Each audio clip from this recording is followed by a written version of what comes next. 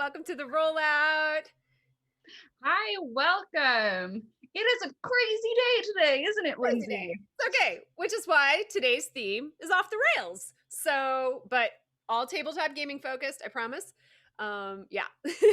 Yes, we had promised you a different show this week. However, we had some people back out, and like the crazy day it is, we just keep rolling with it. So today's show is off the rails, where we are going to talk about all the crazy stuff that may or may not happen on the D&D trail. Yep. But first, let's dive into a little bit of news. Lindsay, tell me your news. Okay. All right. So I have to say, the first time I played in a campaign with a deck of many things, it was like the most stressful thing ever. And our chaotic evil sorcerer decided she was going to control the deck of many things, and I kept trying to steal it from her to like get rid of it, but she hid it in a very interesting place that I couldn't get to. So if the deck of many things is, you want something a little different, there is now the deck of multitudinous things from the Dungeon Masters Guild. This lets you do a couple things. It actually has a narrative driven alternative to the deck of many things. So 22 of the cards function as side quests and arcs and even entire campaigns. There's also 16 roll tables that provide prompts or inspiration for the card events. There's handouts. There's, zip files with images, but it seems like a very fun and exciting way to kind of balance between the beneficial and detrimental, and it gives the DMs a lot of creativity for ways that they can maybe create a side story or even redirect the whole campaign. So if that sounds like fun to you, check out the DMs Guild deck of multitudinous things, and I'll pop it in the chat as well. That sounds fun. Just like, we're just gonna skip the deck of we're just gonna add a synonym in there. It's slightly different. Now it's no longer trademarked. Oh, all right. So my bit of news is that Pathfinder 2E's playtest is now out there for people to try with the new arrival of their gunslinger and inventor classes. So if you want to try out these new classes, they're out there to test out. And the gunslinger looks fun because if you don't actually want to use guns, you can use crossbows instead. So for all of you I don't want firearms in my Pathfinder, there's a way to be a gunslinger without having to revert to the actual gunslinging. And the gunslinger is kind of fun because you can also have a sniper ability that sounds pretty devastating for when you go in for your first shots. And then the inventor, you can be a master gadgeteer, and you can interact with mechanical devices in the heat of combat to influence the direction of the fight. And that sounds really cool. So those are out. The play tests are live now. It's Pathfinder and it runs until February the 5th. So get on that if you want to try to be a gunslinger or an inventor. Very cool. All right, well, let's get into why we're here today. So today we have two very exciting DMs with us who are going to talk about their experiences of when their players go off the rails. We have Michael Steinback, and then we have our very own Diane Hall. Welcome, guys. Hello.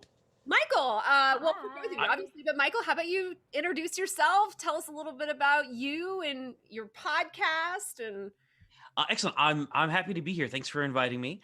I run a podcast called Attackers of Opportunity. We are a live play 5th edition podcast. We've got a lot of voiceover actors and improv actors and whatnot on it, so it becomes a lot of fun. It's available on iTunes and Spotify, as well as Spreaker and most platforms that I've been able to find for us.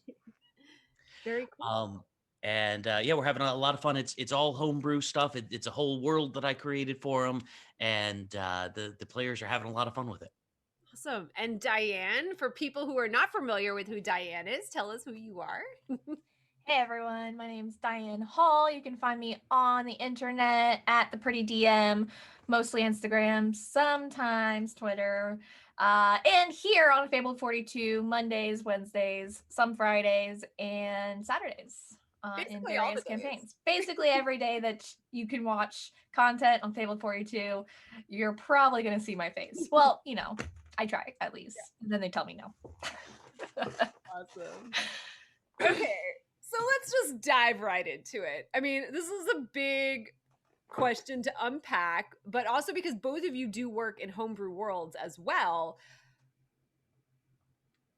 What do you do? Or, you know what, let's start off with what is an example of a day when things just went so very awry for you and you had everything beautifully planned out and then the party just went Diane, let's start with you. And no pressure, I happen to play it a game. I'm like, which one do I choose? I don't know.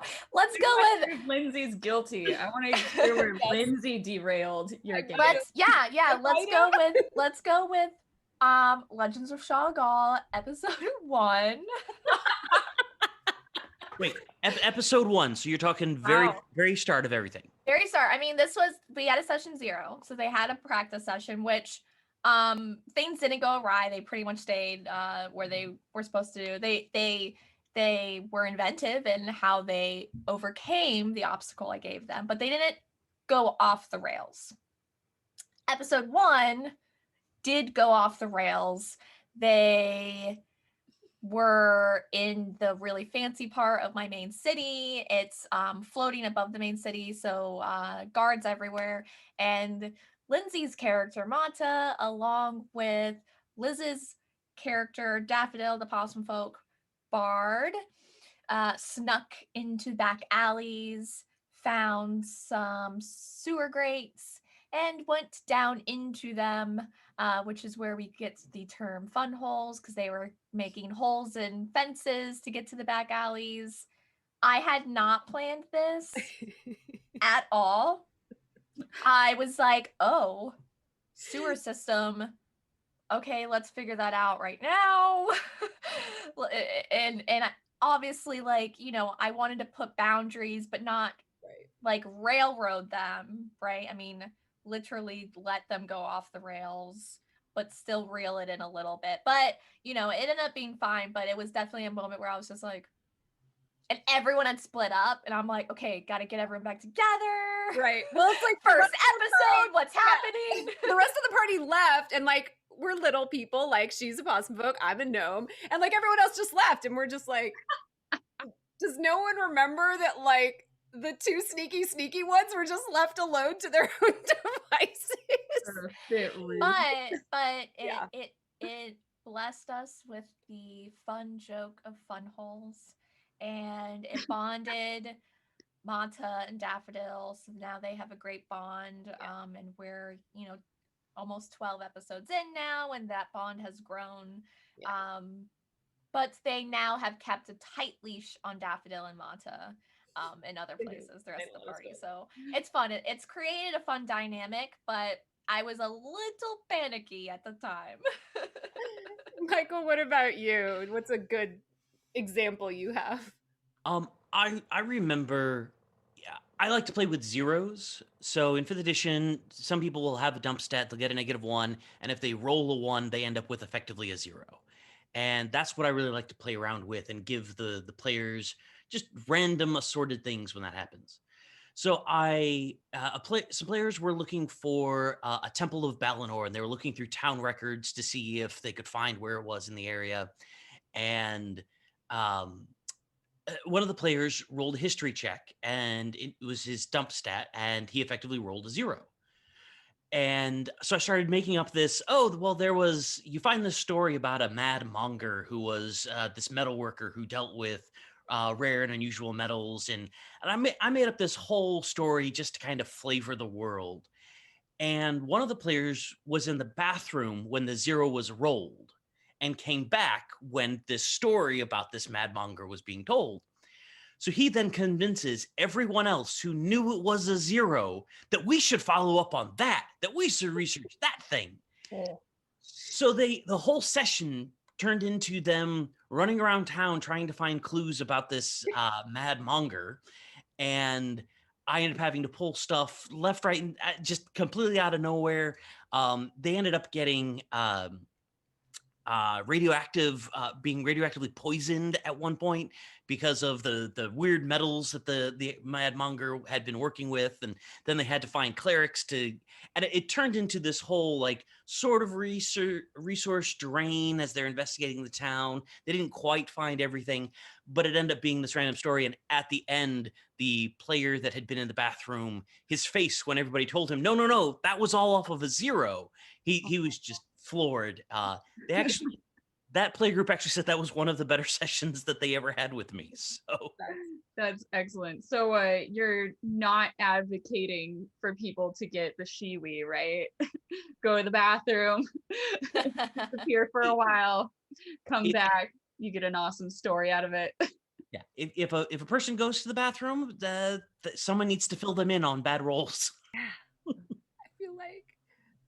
So, Diane, you said, like with your example, things kind of, worked themselves out.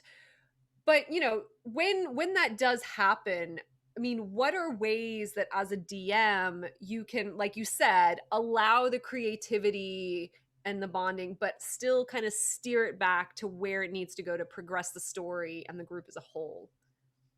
I mean, you can add like NPCs to kind of maybe like, oh, I need your help. And maybe that'll guide them back to their party members because maybe they want to get them, and then it'll be something simple to not derail the campaign, but get them back on track. And maybe it has something to do with the main campaign. You can make something like really difficult, like opening a door or a sewer grate into a government building that is way above their level. So they have to retract their, go back, retract their steps, and come back and try again. Yeah. Well, I think at one point we literally just like kept failing strength checks and couldn't Yeah. we couldn't push the Yeah. whatever it's But called. it's like, it's kind of like the DM saying, no, don't do this yet, at least. Oh, that's good. Yeah. Come back another time, go back the way you came, or find another way. Yeah, Michael, that's I guess what I would say. okay. Michael, what about for you? I mean, I know in the example you just gave, like you let them go down that journey, but besides them saying, "Oh, that was a zero," what are some strategies to kind of bring them back to where you need them to be? I think what Diane said is absolutely it is. You eventually have to give them some clues of, oh yes, you can, but maybe not yet. Yeah. There's also anytime they come to a corridor, if there's a left option and a right option, the player doesn't know what that's going to be. So even if they're like, oh well, we're going to go to the right, and you were expecting them to go to the left, you could just make whatever was on the left now on the right, unless you have a meticulously detailed overmap that the players are all going to get at some point. Then it becomes a little tricky. But I have absolutely a few times done like, oh, you come up across an energy barrier. You can proceed through the energy barrier. You feel you can push through, but you worry about being able to come back onto this side of the energy barrier. And that usually, every time I've done that, it has caused the players to stop and go, oh, well, if we can't get back to here, maybe we need to finish exploring over here before we go over there. And I've pulled that a couple of times and gotten players at least back in the area of where they're supposed to be. Right. Very good. So do you guys have examples of where when things did go off the rails, it ended up creating something that you're like, oh, I'm now adding that to the world, to the universe, to the story? Diane. Yes. So many times. I'm trying to think of like one particular In the first campaign I ever ran. Oh wow. I expected one of my players was looking for his father. And so I made his father like, because his father left. So I was like, okay, so his father's like probably not like the best type of guy. And I had him ask the players to join his like cult or whatever. And they were like, yeah, let's join this cult. And I was planning this whole like fight scene and like escape scene.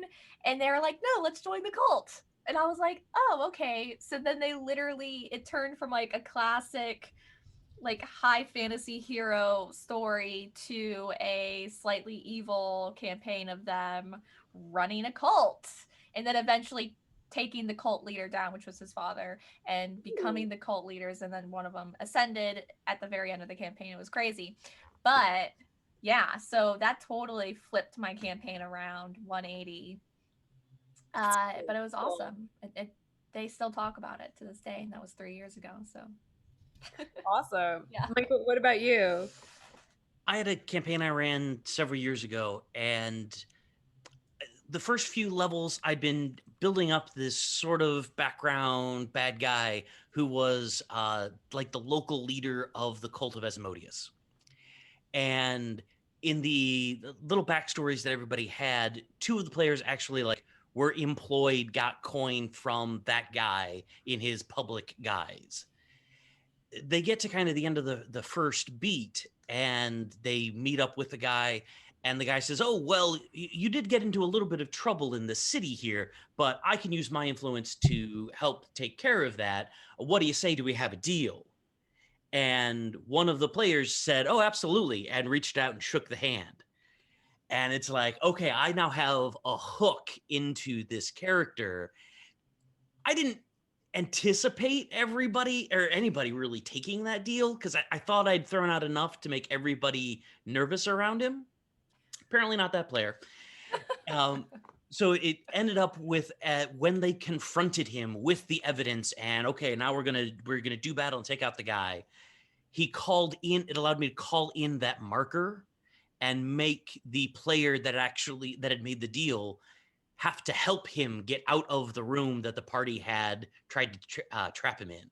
So we got a little bit of almost forced, not full on PvP. He just had to like deflect the party. He didn't actually have to attack him. It made for a nice story bit, and allowed all of the players to smack that guy in the back of the head at the end of it, going, why did you take that deal? Don't take that deal. That is excellent. One of my favorite things to do in our game, the game that I'm in, that Steve, my fiance, DMs, is when it comes up to the boss battle, like the final boss, just taking an immediate left turn and crushing all his hopes and dreams of having like this fantastic boss battle. For you guys, has your party ever gone completely off the rails when you get to the final guy, like the boss, or maybe even the underboss? It just falls flat or goes in a direction you were not expecting. Diane. I mean, yeah, but it's partially the DM too, because there are always things you can throw in, and the time that I am thinking of it, it was partially my fault because I could have like thrown in some more things to like kind of make it more memorable. And then I had like a guest player, and he just, oh yeah, he like attacked the NPC that was helping everyone, that everyone loved, because he's like, I don't like this NPC. I'm like, but you don't know this NPC. Like, why are you attacking the healer? Because they didn't really have a healer, so I gave them like a healing NPC for the main. Anyways, but I think there's also like things that the DM can do to counteract any shenanigans when it comes to like a main boss fight. Other boss fights, just let the shenanigans fly, whatever. But yeah. Michael? Yeah, I had one, and Honestly, it's one that I'm still unhappy about how it resolved, and I feel like I failed in a piece of it. I had this campaign that was going on 3 years, and they were finally at the big bad, and it had been this build up all the way through the last 10 levels of play. They knew that this was the big bad that was coming, and the big bad was actually kind of an easy fight for them, but I had planned it that way because they were going to fight the big bad, so they blew all of their stuff, and they spent all of their resources to fight that. And then the other two waves of enemies, including the guy that was actually mastermind of the whole event, were coming in right after with no time to rest. Oh. They beat the first big bad, and one of the players said, well, this is dumb. This was stupid. This was totally anticlimactic. And he kind of rage quit. God. And Before it was over? Oh my gosh. I went to him and was like, I realized that there were some of the mechanics didn't quite work out right. I really, we're so close to the end. Can you come back? I paused the fight right where that happened. And the player said, no, I'm done. I just don't want to do it anymore. And I was like, okay. So the And how players, long was this campaign, did you say? 3 years. 3 years. Yeah. And you back out. Like, Wow. that's insane. So what That- happened? This is some rage. It's So- like Game of Thrones, like last season anger. Yeah. Now this was a month and a half into COVID, so there were a lot of other pressures. I'm sure that were feeding into all of it. Yeah. Right. But I still feel bad. The other players all came back. They finished out the next game session, and we ended up, one of them actually ascended to godhood. One of them became the king of the country that they had kind of been fighting to save. And we had this kind of wrap up montage where at the end, after all of the PCs had passed on, the one that had become the god gathered them all back together in kind of a end of the last hope kind of thing, and they were able to have a continuing spiritual conversation kind of thing. And the players that were still there loved the ending and were so happy with it. But I still feel bad that the thing that I planned pissed off a player, and they lost out on the chance to complete something they've been working on for 3 years. That's crazy. That's And I still feel like I failed. Yeah. that's heavy. So and Diane, you kind of touched on this, it all comes down to the DM, but maybe early on when you guys started DMing, were there any instances where things just went so awry that you literally just did not know what to do, or just had to stop the game, threw your hands up? I don't know. Diane? Honestly, not to that point. I've been really blessed to have awesome players that were really close friends of mine. Like, never really had the issue with the scheduling that you always hear about with D&D. And they were amazing role players. So sometimes it was just like a role playing session where I just like sat there and they did their thing and I watched and took notes, which was, it's like a DM's dream when they get to do that. But I mean, there have been moments where I've gotten frustrated for sure, because like I see that they're like either they're frustrated because a battle is annoying, or they don't feel like they're doing what they should, and you get deflated a bit, and then you just sort of try and find that right moment to end the session, and then recollect yourself and come back the next week with a new like outlook on what's happening. Never had to just quit because I didn't know what to do. Luckily. Yeah. Let's hope it never happens. Right. Looking at you, Lindsay. No. You guys are great. You guys are great. No, but we have it took, well, like they say, sometimes it takes about like 10 episodes or so to really for the party to get together and all of that. Yeah, and you want to make sure, especially when you're in a streaming setting, you want to make sure that that you're entertaining as well as having fun, Yeah. and your characters are getting along but still staying true to yourself. So yeah, it can be difficult. Michael? Yeah. So, and especially coming on the tails of the last story I just told, I'm going to sound like a terrible DM. Um, No. I had a dubious distinction of the first 4 times I ever DM'd, and this was back in 4th edition. I TPK'd 2 different parties. Now, one of them, I ran the module exactly as it was written, and it was just bad rolls. The other time was totally on me. I should have adjusted.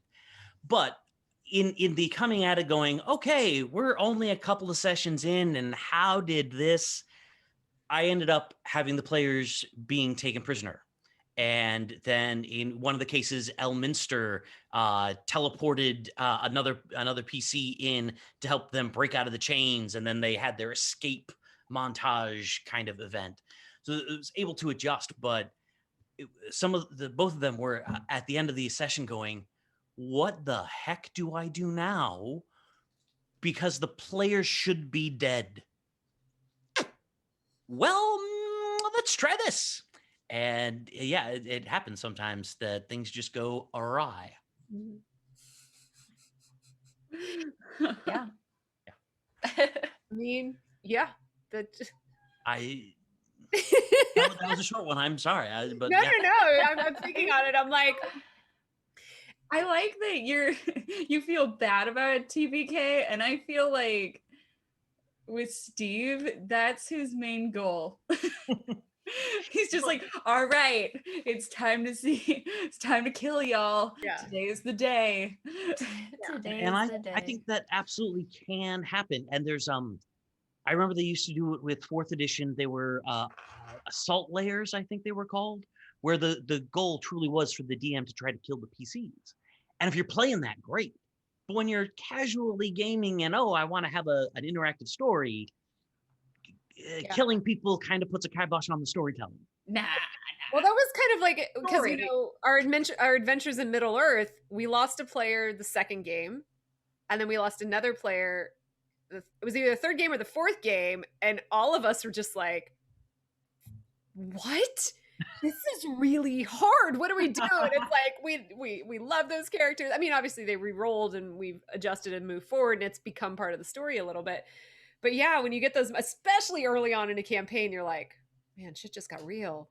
Yeah, there is that theory that, and especially in gaming, that if a mechanic in the actual game doesn't work, and this is not necessarily so much for TTRPGs. I mean, they do come up as new editions come out, but like if there is a failure in the actual mechanics of the game, then the players assume that failure and assume that it's them that is the stupid one, that is not the thing that does not work, the defective thing.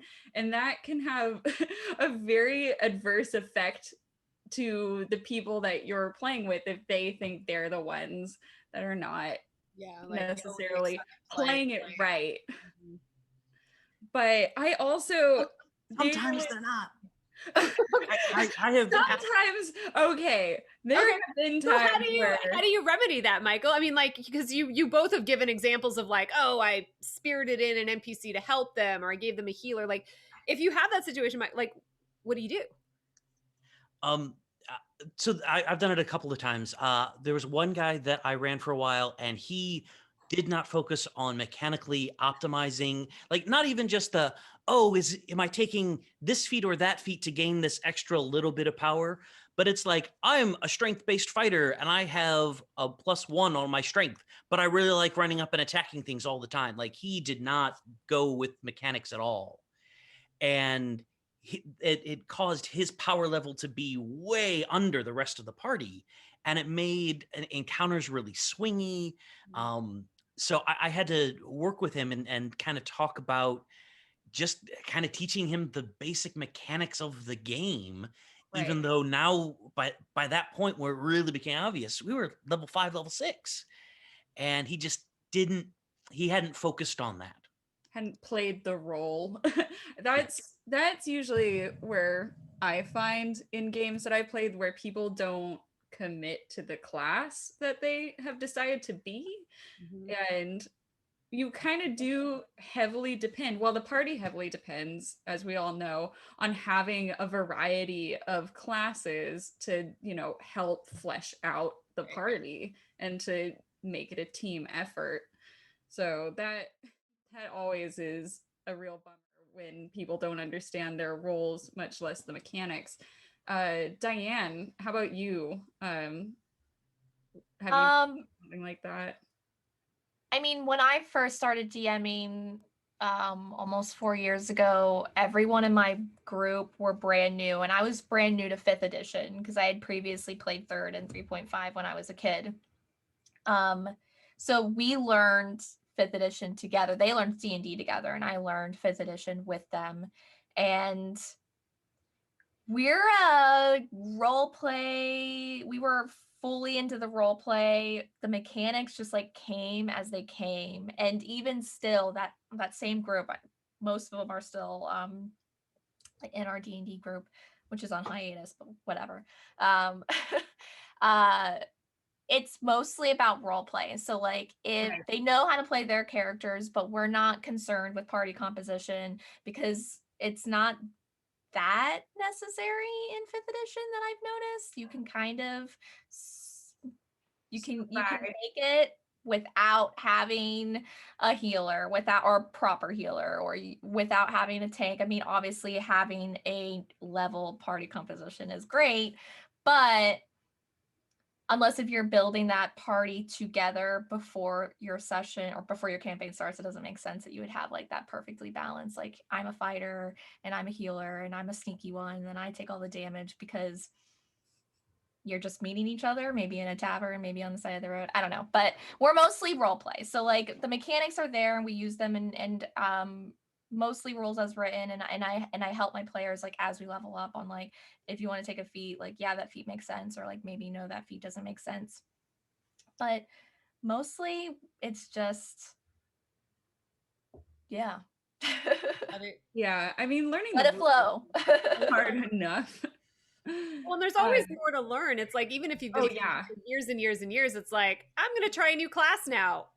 I have no idea. Yeah, but like, I know how to play this game, but like yeah, and I know every class like basic wise. I don't like know everything fully because I haven't played every class, but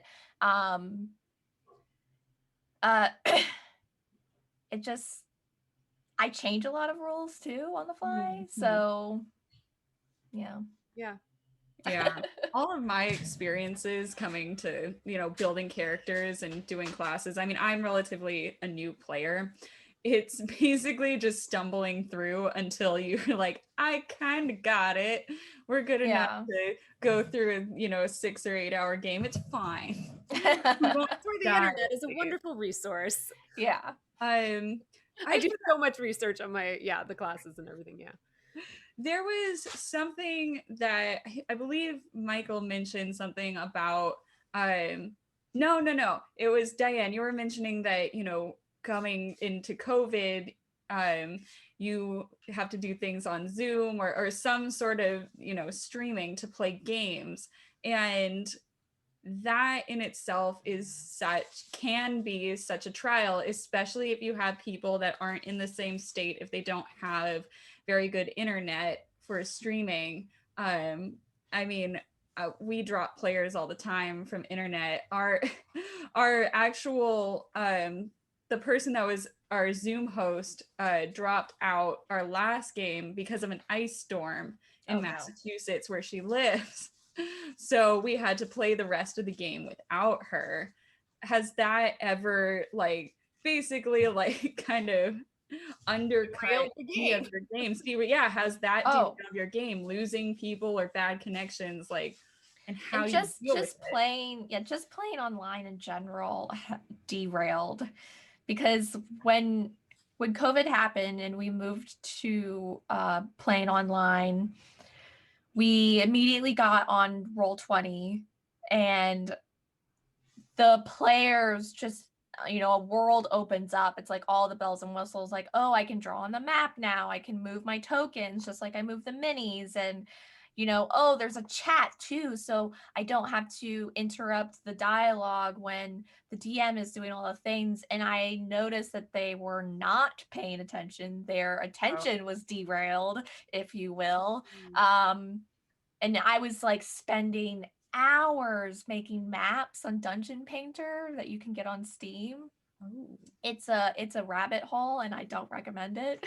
I mean, it's awesome, but it was like I was spending hours and hours making all these maps, and then sometimes my players would go somewhere off the rails, and I wouldn't have a map ready, and then they'd just be looking at a white board, and then they'd start drawing even more, and then they're not paying attention, and it was really difficult. And Roll20 is not the best with video and audio. Yeah. So then you're trying to use Roll20 for video, and you're trying to use like something else like Discord for audio, and some people's systems weren't up for, like, I have a full custom built gaming PC, but like, some of them only had laptops. So then they're like, well, I can't see everything because I don't have multiple monitors. And it was a struggle. And we eventually just went to Discord and just like sat there face to face, because it represented that gaming feel way more than staring at a map on a screen, moving your token and drawing and typing and all the things. But Right. lots of derailing for sure. Michael, when did we you first started. like you had a? You're muted. You're muted, Michael.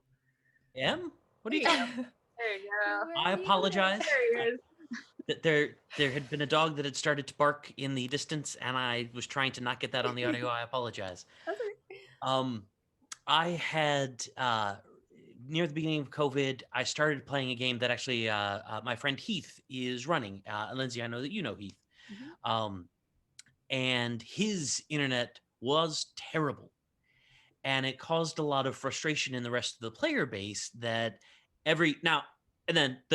freeze, and it was terrible, and it really pulled us out of the field. It frustrated people a lot, and that was the big thing that I noticed with the changeover into COVID.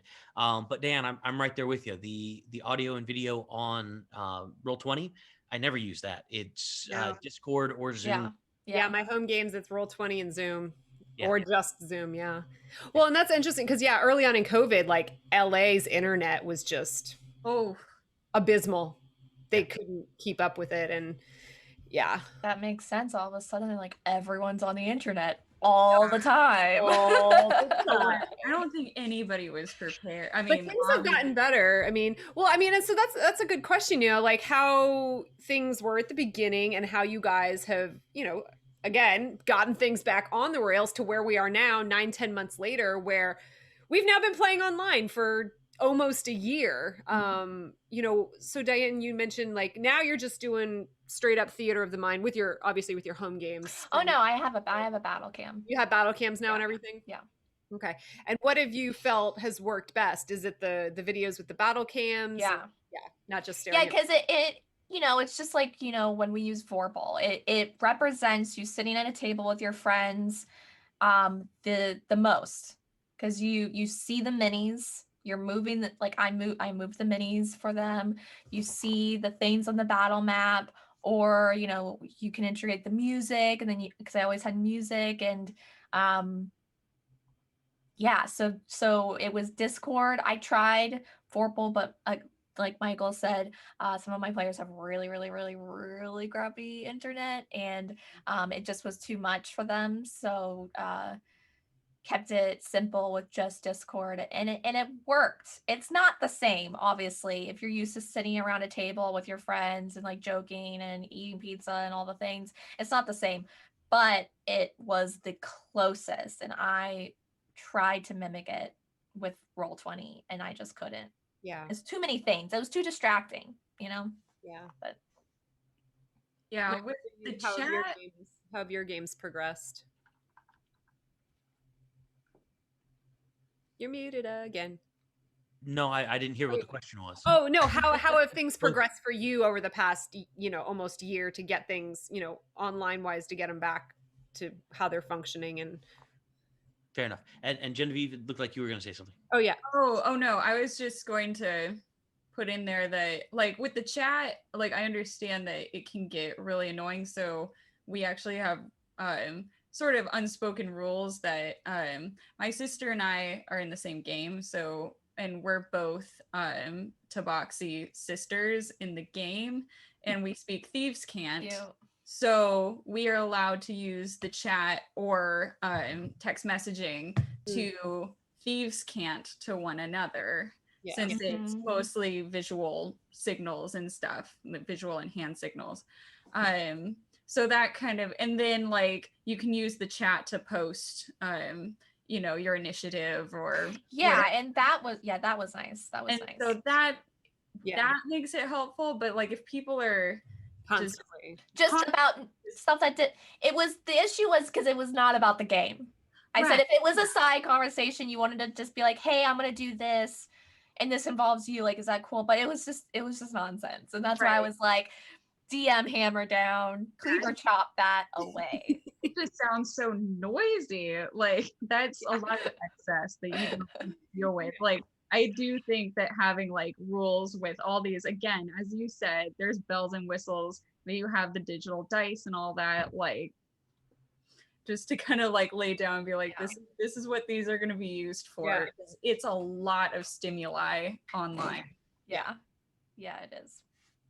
The piece that I feel is almost a little lacking in that is when we were all together and we were all sitting in the rooms, you could have that little bit of a side conversation of what's going on while one player was having the interaction with the DM. You can't have that now because everybody's on the same the same communication thread, and I also feel a little bit of I also don't want to spend a lot of time with just one person on their diehard, you know, here's what they find out about their mother from their backstory, because now I'm only focusing on one PC, whereas in the old days, the other five people could go off and have a conversation while I had this intense moment with just one player. So that's Right. it's still a tricky thing, even with Roll20 and extra voice channels, and I've done that with Discord where everybody the main group is talking in one, and two people jump into a side chat, and then they're able to talk in the other channel Right. about whatever that intense private moment is. Right. Yeah.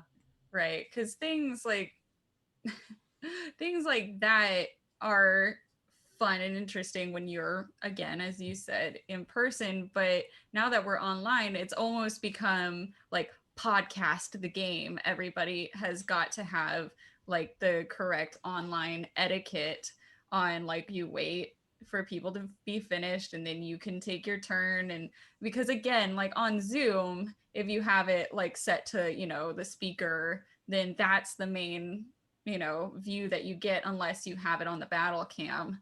So you don't want it to like switch back and forth a million times between who's speaking, because that's just dizzying. Yeah. Well, and obviously technology has gotten better Yes. during all of this too. Like Zoom now is not what Zoom was 9 months ago, you know? So, and I think we've gotten used to it a little. I mean, I know there's a lot of talk now about Zoom fatigue, and I even read an article about like facial dysmorphia because people are looking at themselves all the time now, and plastic surgery rates have increased. Anyways, that's besides the point. But I like appreciate myself more now because I was like, with the filter on, I feel fine. I know the touch-up filter, which is true. It's you're like, actually, I don't have to drive to my game. I look amazing. No. Right. I can say, I mean, don't look below here, but you know, that too. I know, right? I'm saving so much money on makeup and pants. It's fine. So what would you guys what would you recommend to newer DMs, or just in general to people who are getting into DMing, about, you know, things that they can do should things not go exactly the way they planned them to go? Diane. Or Michael, sorry, you already started. Michael Go. can start. I think I've started everyone. I just like you're right below me. So Oh, okay. It's kind of we round robin it. It's like again, that etiquette. So I think there's a couple of pieces. One is the players don't necessarily know that the plan has gone awry when the plan goes awry. If you can take the breath, if you can fudge for a moment without giving it away that the players have gone completely off the rail, you can just continue rolling and the players never know. Then again, by the same token, most players are going to be, if you say, oh, I really didn't think you guys were going to do that, most players will go, oh, okay. And they're happy to sit back for a minute while you figure out what's going on. mm-hmm. So you can play it kind of either way, depending on how crazy and off the rail it's gone. If it's just gone a little off the rail, maybe you just roll on. So I would say don't put a lot of pressure on yourself of, oh my God, I don't know what to do now. I just, don't worry about it. It's everybody's there to have fun, to play a game, to enjoy their time with the people that they're playing with. And if the tale goes awry and the DM has to sit there for 5 minutes and figure out what the heck the rest of the session's going to be, the players should be fine with that. At least in my experience. Yeah. Diane? Yeah, to follow up on what Michael was saying, take a breath. If you need to, go on a bathroom break or a snack break. And when everyone else is just chatting or, stepping away for a moment, think about what's happening. And like Michael said again, if you were intending them to go to this one direction to meet this one really cool NPC that was going to lead them on this quest, that NPC can just be somewhere else where they're going. So if your players are like, hey, I just want to spend the rest of the night in a bar brawl in the tavern, well, now that NPC's there and will punch your player in the face and then send them on their quest. But yeah, take a breath. Yeah. Excuse yourself to the bathroom if you need to, have a few extra moments and recalibrate. Now, do you Shuffle some guys, things. since you both have created your own homebrew worlds, but also I assume have DM'd, actually, Faerun and models or, actual official campaigns, do you feel like you have, more flexibility or that it's easier as a DM to work within your homebrew as opposed to working in some of the pre-established campaigns? I mean, how do you feel like you DM differently, or what are your thoughts on that, Michael? I think there's a little bit of flexibility, but it's also when it's my world, from day one, start of the campaign, I know everything happening in the world. I've built it. I know what the bad guys are doing. I know generally where the flow of the whole story should in theory be going. A lot of people, and I'm guilty of this myself too, when I am going off of a module or Rime of the Frost Maiden came out recently, and I really enjoy that setting. But when I played through it, the DM was just a little ahead of us as players. So if we had gone off on a crazy tangent, the DM might not have been able to sit there and go, okay, how do I get this back to the main story of this pre-written, here's the end point story. When it's our world, we get to, it's easier to dodge and weave, I feel anyway. Mm-hmm. Yeah, so much easier when it's your homebrew world. For me, because I have like slight OCD, if I'm running a module, like I am one of the few that reads the whole thing if I'm running it start to finish. And I like fixate. I'm like, okay, no, they have to go here. They're going to be this level at this point. Then they're going to go here. And then they're going to go here. And if they go off the rails, I'm like,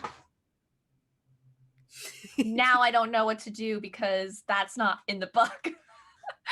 But for when I'm not running a module and I'm in my own world, I feel totally free. They go off the rails. oh, okay, we'll get back eventually. Right. So now I just take random things from modules and morph it to work in my stories and my campaigns and my worlds. If I find it interesting, like Rhyme of the Frost Maiden in the campaign I just ended, I used some stuff from there. So not the whole module, but I like read through some of it because we're going through it in Realm. So I didn't want to spoil it too much for myself. But even though I know solo is changing a lot, but I've taken some things and put them in my stories, but never the full modules anymore. It's just I can't. I go crazy. That's a really good point. Yeah. So just because people are wondering, you've already given really good examples of when things have gone awry, but do you both have any other examples of, just off the rails scenarios that have just stuck with you? Well, I had a couple, and so I had one campaign where one of the guys was playing a bard, and he himself was a hip hop improviser, and his character spoke in rhyme the whole time whenever the character was speaking. And we ended up having a rap battle because I decided one of the leaders of a fort that they were attacking was also a bard, or had 2 levels in. And I hadn't planned for it to go as in depth or nearly as long, but the guy and I spent probably 30 minutes rap battling back and forth at each other. And it was a lot of fun. I was thinking 1 or 2 lines. It was a lot of fun, and it's something that group of players still talks about every now and then. Gotcha. Diane? Oh gosh. Should I take another one from Shoggle? Do it. Like, let's talk about the Athcross episode with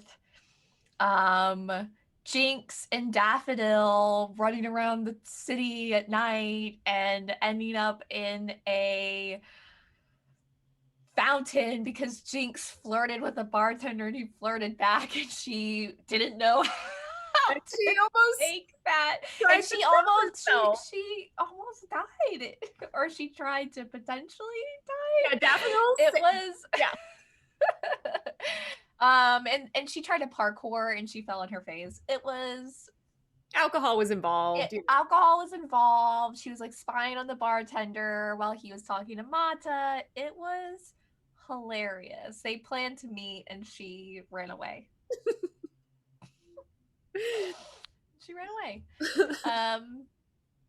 I mean, watch every episode and you can see a story Yeah. of the players going off the rails. So almost. So check out our YouTube page. You can see all of our VODs there. Enjoy, like, subscribe, and follow. Nice. Yeah, and of course, so thank you guys so much for joining us. Michael, again, tell everyone your podcast so we can make sure to show you some love. Right. So my podcast is called Attackers of Opportunity. My screen is actually some brand new artwork that we got of the characters. We're having a lot of fun. You can find us on Spotify, on iTunes, on Spreaker, on pretty much anywhere that you can get fun and quality audio podcasts. And our group's a lot of fun. It's all live play, and I'm enjoying running them. The players seem to be enjoying it a lot as well. How much can I cross promote? Because we're currently doing a thing where we want crazy criticals and fun fumbles.